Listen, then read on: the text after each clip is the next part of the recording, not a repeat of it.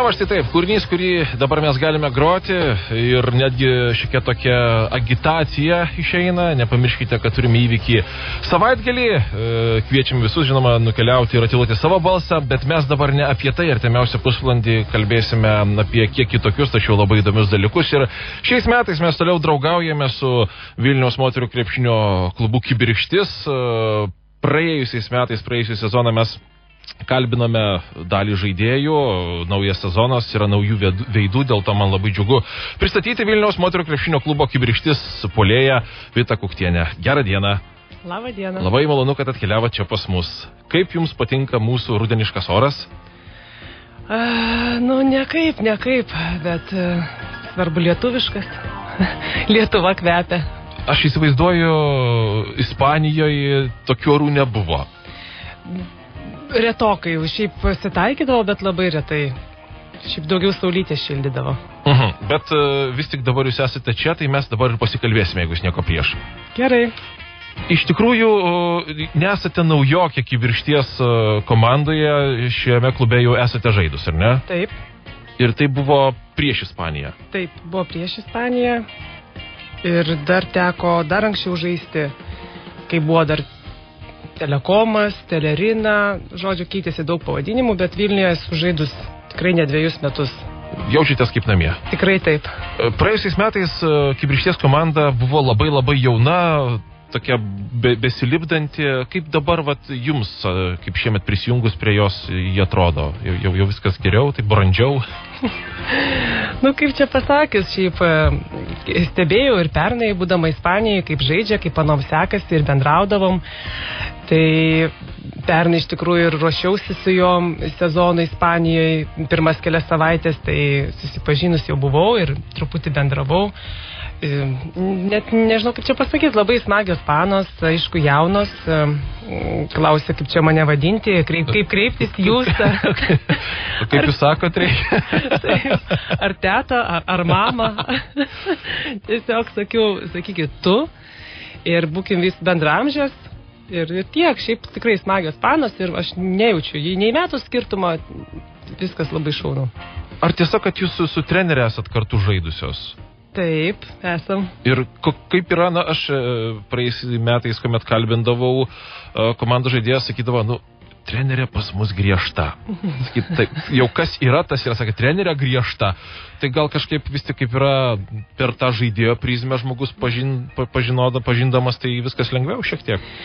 Aš net nežinau, gal ne tai, kad lengviau, bet gal didesnį pasitikėjimą tiesiog esu gal įgavus trenerės, gal tiek, kad metų tas skirtumas. Ir aš nepasakyčiau, kad yra labai griežta, ji nėra teisinga. Ir griežta.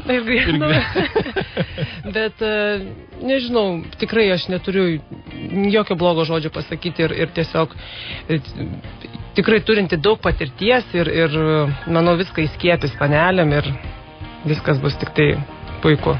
O kaip pasitiko? Ar jūs pakvietė į Kibirkštį, ar jūs jau pradėjote pati po truputėlį ieškotis kito klubo?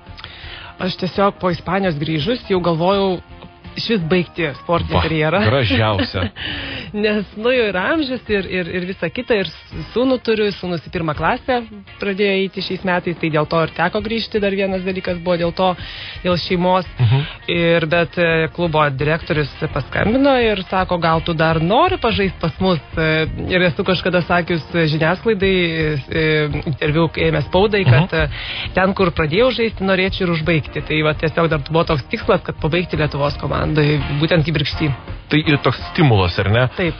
Gerai, tuomet grįžkime, aš nežinau, kiek metų atgal, krepšinis jūsų gyvenime atsirado kada? Pradėjau žaisti gal 10 metų.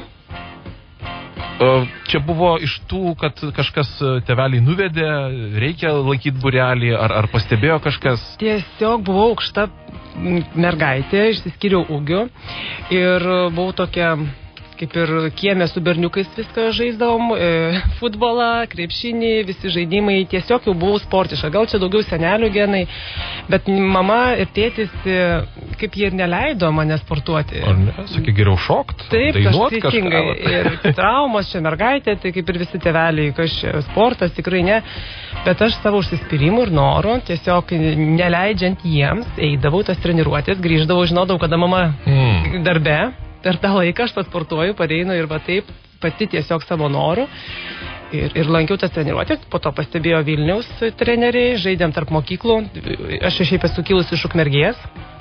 Netoli. Žaidau, jo, tarp mokyklų, tiesiog pastebėjo ir pakvietė į Vilnių. O tuomet ir pasakė, kad iš jūsų gali išeiti žvaigždė ir tas profesionalo kelias atsidaryti. Taip, jau jie matydavo, kad aš įsiskirdavau savo komandai, ten mes buvau daug taškų ir buvau tokia, ir tiesiog jie tada pasiūlė ir jau mama kaip ir turėjo sutikti, nes jau labai prašiau ir aš, ir treneriai, ir 9 klasėje atvažiavau, tai buvo 16 metų berods į Vilnių.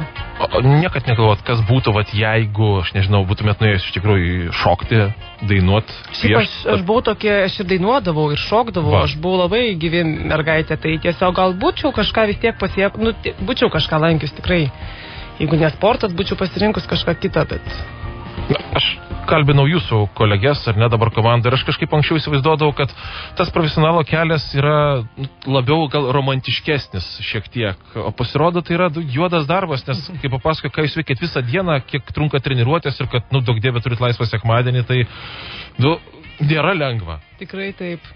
Tikrai taip, o kai turi šeimą, tai... Va, aš norėjau klausti, tai gerai, yra dabar pirmokas sūnus, vyras ir vis tiek reikia kažkaip ir suruošti kuprinę ir gal net valgyti dėti arba šiaip, o jūs treniruotėjai.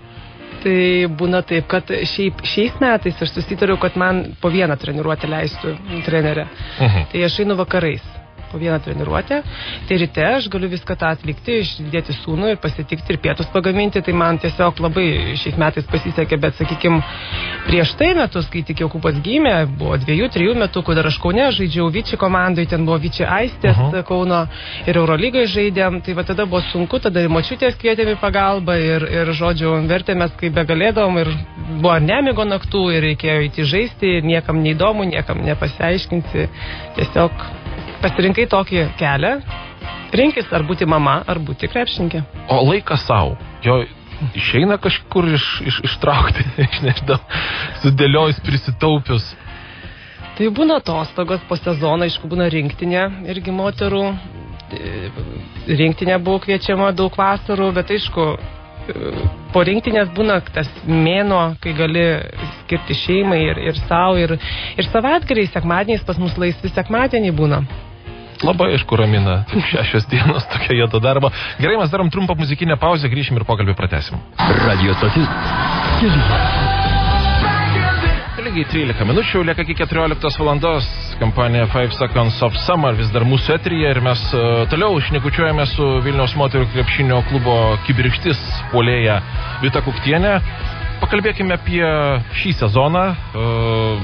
Vis tiek, komandos yra daugiau mažiau pažįstamos. Ką išskirtumėt kaip savo aršiausius varžovę šiuo atveju? Dabar žaidėme su Sirenom. Skaitau kaip ir jas mūsų tikrai vienas iš pagrindinių varžovių. Taip pat Marijampolės Sūduvos komanda irgi tikrai labai stipri ir irgi bus mūsų pagrindinis varžovas. Tai gal šitas 2 komandas išskirti, bet aišku ir kitos komandos šiemet turi ir jaunų žaidėjų ir patirties turinčių, taip kad tikrai Lietuvos moterų krepšinio lyga nėra silpna šiemet ir reikės visom kovoti. Taip pat bent jau praėjusiam sezone dalyvaudavot turnyruose, žaisdavot su užsienio komandomis, šiemet matyt irgi neišimtis. Teks ar nuvažiuot, ar pasikviesti svečių? Taip, jau buvome Rygoje, vyko rytų lyga, kovojom ten irgi su Lenkijos komanda, su Slovakijos, laukia dar turnyras Lenkijoje irgi važiuosime ir pas mus, man atrodo, atvyks irgi po naujų metų, neklystu. Tai tieks, jo. Aš nežinau, gal čia toks klausimas jis ir kiek tiesmukiškas, sakėt, kad planavot baigti karjerą, vadinasi, ta mintis, jinai sklandė, tas nutiks matyt vis tiek, ar trenerės darbas, ar kažkoks vilioja, kaip bus paskui? Tai taip, tikrai jau kaip ir pabaigą, sakau vis, nors panas sako, tu čia gali žaisti, dar žaisti iki nežinau. Gal panų reikia klausyti, aš galvoju. Ne, bet jau kūnas sako savo ir aš jau jaučiu tikrai, tai tiesiog po to trenerė man nėra toksai, kad nepažįstamas darbas, nes aš esu baigusi ir trenerė, ir kūno kultūros mokytoja galėčiau būti. Tai... Ir būsi ta griežta, bet teisinga trenerė. Taip, tikriausiai. Aš turbūt būsiu per švelni, tai va už tai aš šiaip tai esu tiesiog, gal visi sako, tu per švelni, tau ant galvos užlips visi. Tai aš... Mes pažiūrėsime, jūs palauksim. Nors už aikštelės, tai aš tokia reksnėja, surėkiušiai, bet, sakau, turbūt negalėčiau dirbti trenerę, nes išrėkčiau visą balsą. Tai net neįsivaizduoju, nors trenerės darbas tikrai mane domintų ir gal visai norėčiau pabandyti.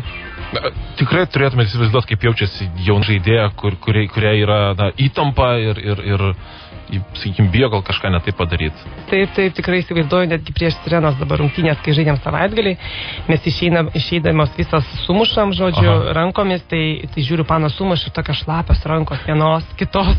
Ir aš jau jaučiu, kaip jos jaudinas, nes pirmo sezono rungtynės ir aš tada jau kaip ir sakau, panos, nusiraminkit, nieko čia baisaus nėra, žodžiu, pagodėję tokie esu ir jas nuraminu. Aš kitų žaidėjų klausdavau apie tą patį galbūt didžiausią laimėjimą arba didžiausią džiaugsmą žaidžiant krepšinį. Kurios buvo rungtynės tos iš gerosios pusės labiausiai įsimintinos jums? Tai čia gal turbūt buvo Ispanijos čempionato finalinės rungtynės, kai susirinko, nežinau, kiek ten pilna salė žmonių, atsistojusių ir atsisėdusių ir nežinau, atsigulusių. Buvo tiesiog tikrai neapsakomas jausmas, kai pasisekė dar tose rungtynėse sužaisti ir sakau, kai paskui apdovanojo, pirmą vietą laimėjom. Tas miestas šiaip nėra nei kartą iškovojęs pirmos vietos ir jiem čia buvo irgi labai smagu, tai sakau, net va tada širpuliukai per visą kūną ėjo. Na gerai, o kada buvo didžiausia neviltis?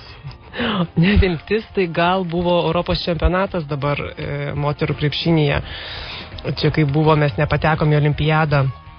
Vengrijoje įvyko, tai vat tada buvo labai liūdna, nes tikėjausi, kad dar ta olimpiada tai būtų buvę šaunu. Kaip paskui save ramini arba su savim dirbi, čia tiek kalbant po nepavykusių rungtynių, po kažkokios skaudos pralaimėjimo, kiek tas atsistatymo periodas užtrunka?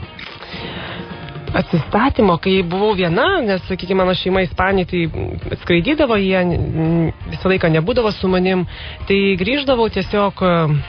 Įsijungdavau kokį filmą pažiūrėti, ar tiesiog su panomis pašnekėdami, pavakarieniaut nueidavom, aišku, galvodavai, atsigulus vis dar galvodavai, ką kitaip galėdavai padaryti. O kai Lietuvoje žaidžiu, kai šeima šalia, tai ta paguoda, gal nežinau, atidarai duris, sūnus, mama, labas, apsikabina ir viskas susimušta. Klausykit, viskas yra gerai, dabar šeima yra šalia, tai jei kažkas bus ir ne taip, tai viskas bus gerai. Tikrai taip. O kaip yra su to sportiniu pykčiu? Sako, reikia užsivesti, ar ne, prieš rungtynės kažkaip reikia, aš nežinau, ant savęs supykti, ar ant varžovo, kaip visą tai vyksta? Reikia. Sveikas, sako, toks pyktis. Sveikas pyktis, bet mes lietuvės tai tokios, nežinau, mūsų... Lietai pykstančios. Jo, lietai, mes tokios gerietės vis tiek švelnios ir nežinau. Bet aišku, reikia užsivesti, reikia kažką, nežinau, šiaip tai trenerė motyvuoja, prieš rungtynės pasako kokį vieną kitą frazę, sakykime, užmotyvuoja, užveda. Bet čia gal daugiau nuo charakterio kiekvienos priklauso, kiek jinai savyje užsiveda, kiek tiesiog gali ir taip žaisti. Ačiū labai, kad atkeliavot, buvo labai smagu sužinoti dar šiek tiek apie krepšinį. Ir pergalių, tik pergalių. Dėkui labai jums. Iki. Iki. Radio stoty kelyje.